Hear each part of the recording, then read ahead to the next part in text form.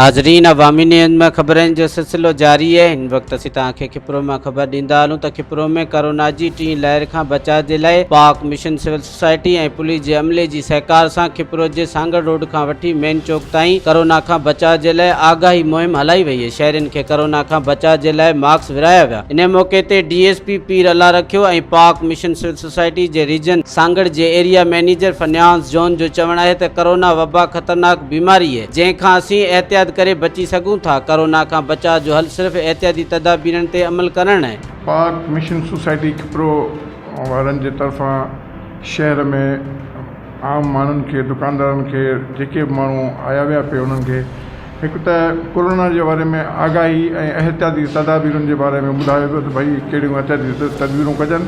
ऐं ॿियो उन्हनि माण्हुनि में मास्क जेके आहिनि से उहे ऐं हैंड वॉश, ये सैनिटाइज़र, साबुण वग़ैरह मुफ़्त में विराया विया। ऐं पाक मिशन सोसाइटी खिपरो वारनि खे असां शुक्रिया अदा कयूं त उन्होंने खिपरो जी आवाम जे लाइ सोचो। आज जो है खिपरो सिटी के अंदर DSP साहब की जो पीर अल्लाह रखियो साहब हैं, उनकी सुपरविजन के अंदर आम शहरियों में मास्क तस्लीम किए गए हैं ताकि लोग मास्क पहने और कोरोना की वबा से महफूज रह सकें। और ये हम जितने भी ऑफिशियल्स उनके साथ मिलकर ये एक्टिविटी कर रहे हैं ताकि इस मुहिम को आम किया जाए और लोग इस बात पर जोर दिया जा रहा है कि लोग मास्क पहने। इसके साथ साथ जब पम्फलेट भी ये वो चिप्सा किए जा रहे हैं मुख्तलिफ पब्लिक प्लेसेस पर ताकि ये अवेयरनेस आम हो और हमारे शहरी जो इस वबा से बच सकें।